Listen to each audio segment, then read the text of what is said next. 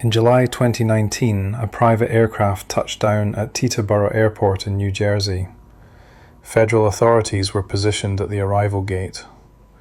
The passenger, a wealthy financier named Jeffrey Epstein, was taken into custody on charges that would command media attention for years afterward. This was not Epstein's initial interaction with law enforcement. More than 10 years earlier, he had been found guilty in Florida on charges involving minors. But the 2019 arrest represented something fundamentally different. A federal prosecution that pledged to reveal the complete extent of alleged criminal activity spanning numerous states and multiple decades. Today we are analyzing what court documentation actually reveals about the Jeffrey Epstein case.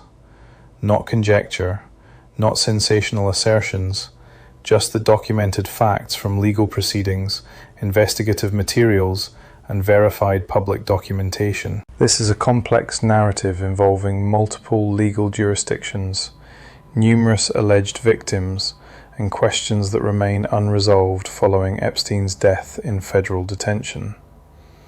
Our objective is to provide a clear, factual chronology of events and distinguish between what has been proven and what remains alleged. Let us begin with who Jeffrey Epstein was. Jeffrey Edward Epstein was born in Brooklyn, New York in 1953. He attended Cooper Union and subsequently New York University, though he did not obtain a degree. Despite this, he constructed a career in finance that would make him extraordinarily wealthy. In the 1970s, Epstein taught mathematics and physics at the Dalton School, a prestigious private institution in Manhattan. One of the parents at that school was connected to investment banking at Bear Stearns, and this relationship helped Epstein transition into the financial sector. By the 1980s, Epstein had positioned himself as a financial manager for extremely wealthy individuals. He founded his own enterprise, J. Epstein and Company, which reportedly only accepted clients with assets exceeding $1 billion. The precise sources of Epstein's wealth have been difficult to verify, as he maintained significant confidentiality around his business operations. What is documented is that Epstein owned multiple properties: a mansion on Manhattan's Upper East Side, a private island in the U.S. Virgin Islands known as Little St. James, a ranch in New Mexico, a residence in Palm Beach, Florida, and an apartment in Paris, France. He cultivated relationships with prominent individuals in business, politics, academia, and entertainment. His social network included powerful figures, though it is important to note that association does not imply knowledge of or participation in illegal activities. By the early 2000s, Epstein's life appeared to be one of extraordinary privilege and influence. But beneath this public image, according to court records, something very different was occurring. In March 2005, the Palm Beach Police Department received a report that would begin the unraveling of Epstein's carefully constructed existence. A woman reported that her 14-year-old stepdaughter had been paid to perform a massage at Epstein's Palm Beach mansion, during which inappropriate contact allegedly occurred. The Palm Beach police launched an investigation. Detective Joseph Recarey led the inquiry, which eventually identified multiple young women who reported similar experiences. According to police reports, a pattern emerged. Young women, many of them minors, were allegedly recruited to provide massages at Epstein's residence. Encounters that allegedly escalated to sexual contact. The police investigation recommended felony charges. The case was referred to the Palm Beach County State Attorney, Barry Krischer, who convened a grand jury. However, the grand jury returned only a single count of solicitation of prostitution, a significantly lesser charge than what investigators had recommended. At this point, federal prosecutors became involved. The U.S. Attorney's Office for the Southern District of Florida, then led by Alexander Acosta, began reviewing the case for potential federal charges. According to reporting by the Miami Herald, and subsequent court documents, federal prosecutors drafted a 53-page indictment on charges including sex trafficking of minors. This indictment was never filed. Instead, in 2008, Epstein entered into a non-prosecution agreement with federal prosecutors. Under this agreement, Epstein pleaded guilty to 2 state charges: solicitation of prostitution and procurement of a minor for prostitution. He was sentenced to 18 months in the county jail with work release privileges that allowed him to leave custody for up to 12 hours per day, 6 days per week. Epstein served approximately 13 months before his release in 2009. He was required to register as a sex offender. This plea agreement has been extensively scrutinized. Court records show it was negotiated without input from the alleged victims, which may have violated the Crime Victims' Rights Act. In 2019, a federal judge ruled that prosecutors had indeed violated victims' rights by not consulting them about the agreement. The lenient nature of the agreement raised questions about whether Epstein's wealth and connections influenced the outcome.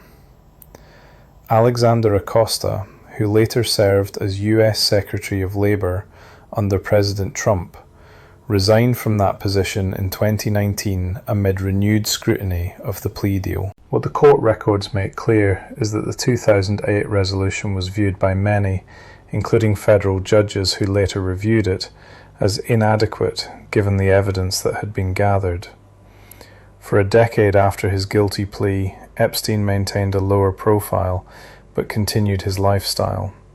He registered as a sex offender in multiple jurisdictions and reportedly complied with registration requirements, though reporting has indicated some inconsistencies. In February 2019, investigative journalists at the Miami Herald published a series called Perversion of Justice, which re-examined the 2008 plea agreement and interviewed alleged victims.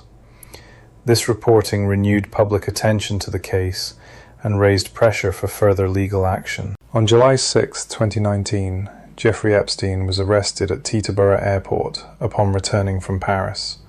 Federal prosecutors in the Southern District of New York charged him with sex trafficking of minors and conspiracy to commit sex trafficking. The indictment alleged that between 2002 and 2005, Epstein sexually exploited and abused dozens of minor girls at his residences in Manhattan and Palm Beach. According to the charging documents, Epstein allegedly created a network in which young girls, some as young as 14, were recruited to engage in sexual acts with him in exchange for money. The indictment further alleged that Epstein knew that many of his victims were under 18 and that he created a system where victims would recruit other girls, thereby expanding the alleged scheme. Prosecutors requested that Epstein be detained pending trial, arguing he posed a flight risk given his wealth and access to private aircraft. Defense attorneys proposed house arrest with electronic monitoring at his Manhattan mansion. On July 18, 2019, Judge Richard Berman denied bail. The judge found that Epstein posed a danger to the community and that no set of conditions could reasonably assure his appearance at trial or the safety of the community. Epstein was held at the Metropolitan Correctional Center in Manhattan, a federal detention facility. Court records from this period show prosecutors continuing to investigate, with additional alleged victims coming forward.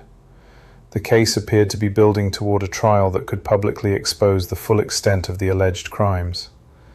That trial never happened. On August 10, 2019, Jeffrey Epstein was found unresponsive in his cell at the Metropolitan Correctional Center. He was transported to a hospital and pronounced dead. The cause of death was determined to be suicide by hanging. The death immediately sparked intense scrutiny. The Metropolitan Correctional Center had significant security failures on the night of Epstein's death. According to the Department of Justice Inspector General's report, Epstein had been removed from suicide watch approximately 1 week before his death, despite a previous incident where he was found injured in his cell in late July. He was supposed to have a cellmate, but was housed alone that night. Guards were required to check on inmates every 30 minutes. Records show this did not occur for approximately 8 hours before Epstein was found. Video cameras outside Epstein's cell malfunctioned, and footage from that night was later reported as unusable. 2 correctional officers were charged with falsifying records as they allegedly did not conduct required rounds, but instead slept and browsed the internet. They later entered into a deferred prosecution agreement, avoiding conviction. The New York City medical examiner ruled the death a suicide. Dr. Barbara Sampson, the chief medical examiner, conducted the autopsy and made this determination. Dr. Michael Baden, a forensic pathologist hired by Epstein's brother, observed the autopsy and later stated publicly that the findings were more consistent with homicidal strangulation than suicide.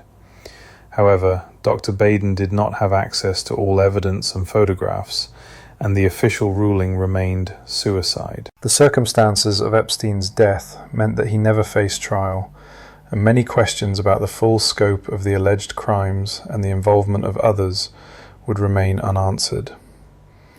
Let us be clear about what is established by court documents and official findings.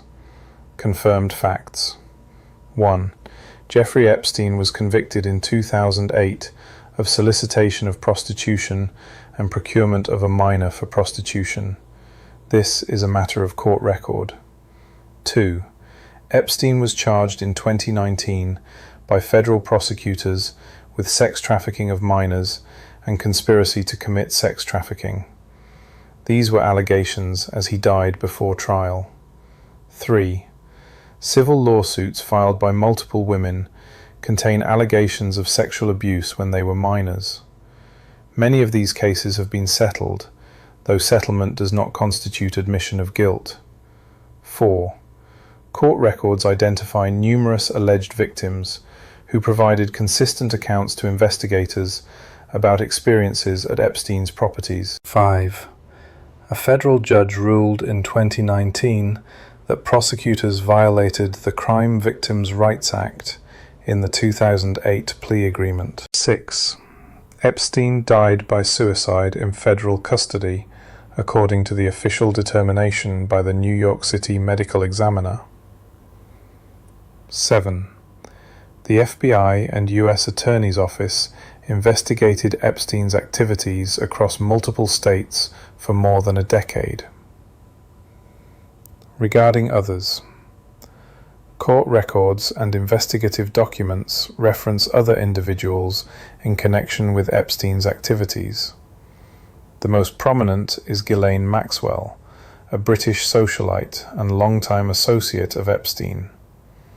Maxwell was arrested in July 2020 and charged with conspiracy to entice minors to travel to engage in illegal sex acts, enticement of a minor to travel to engage in illegal sex acts, conspiracy to transport minors with intent to engage in criminal sexual activity, and transportation of a minor with intent to engage in criminal sexual activity, as well as perjury. In December 2021, Maxwell was convicted on 5 of 6 counts. She was sentenced in June 2022 to 20 years in federal prison. This conviction is significant because it represents a jury determination that Epstein did not act alone in the alleged scheme.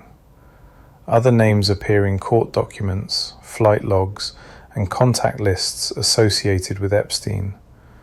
It is critical to understand that appearing in such documents does not constitute evidence of criminal activity or knowledge of illegal conduct. Many individuals have publicly stated they were not aware of criminal activities and severed contact with Epstein once allegations became public. In late 2023 and early 2024, a federal court unsealed numerous documents related to a 2015 defamation lawsuit between Virginia Giuffre, one of Epstein's accusers, and Ghislaine Maxwell. These documents included deposition transcripts, emails, and other materials that had previously been sealed. The unsealed documents revealed additional details about the scope of allegations and named individuals who had traveled with Epstein or visited his properties. Media coverage of these documents was extensive, but it is important to note what they do and do not show. These documents contain allegations, statements made in legal proceedings, but allegations are not the same as proven facts. Some individuals named in the documents have publicly denied any wrongdoing or inappropriate conduct. No additional criminal charges have resulted from these unsealed documents as of the time we are examining this case. What remains unanswered includes the full extent of Epstein's financial network and how he generated his wealth, whether additional individuals will face charges related to the alleged trafficking scheme, the complete number of victims, why the 2008 plea agreement was structured as it was, and what influence, if any, Epstein's connections had on that outcome. The FBI has stated that its investigation remains open regarding any individuals who may have conspired with Epstein or Maxwell. To date, Maxwell is the only person who has been convicted in connection with this case. The Epstein case exists within a broader context of how the justice system handles allegations involving powerful individuals, and how victims of sexual abuse, particularly minors, are treated within that system. Several systemic issues are highlighted by this case. First, the significant difference between the 2008 state plea agreement and what federal investigators believed the evidence supported raises questions about prosecutorial discretion and whether wealth and connections influence legal outcomes. Second, the Crime Victims' Rights Act was violated when alleged victims were not consulted about the plea agreement. This points to broader questions about how victims are included or excluded from legal proceedings that directly affect them. Third, the circumstances of Epstein's death revealed significant failures in the federal prison system, including lapses in supervision, training, and facility maintenance that the Department of Justice Inspector General documented. Fourth, the case has prompted discussions about the statute of limitations for sex crimes, particularly those involving minors. Some states have reformed their laws in response to cases like this, extending or eliminating time limits for victims to seek justice. Finally, the case has highlighted the challenges of investigating and prosecuting trafficking networks, particularly when they involve powerful individuals with resources to mount vigorous legal defenses. The Jeffrey Epstein case represents one of the most significant criminal investigations into alleged sex trafficking in modern American history. What court records show is a decades-long pattern of alleged abuse, a controversial plea agreement that was later found to have violated victims' rights, a renewed federal prosecution that ended with the defendant's death in custody, and the conviction of an associate who assisted in the alleged crimes. We know with certainty that Epstein was convicted in 2008 and that he faced federal charges in 2019 that he did not live to answer in court. We know that Ghislaine Maxwell was convicted by a jury of related crimes. We know that numerous women have come forward with allegations of abuse, and many of these allegations are documented in court filings and investigative reports. What we do not know is the full scope of the alleged network, whether others will be held accountable, and what might have been revealed had Epstein lived to face trial.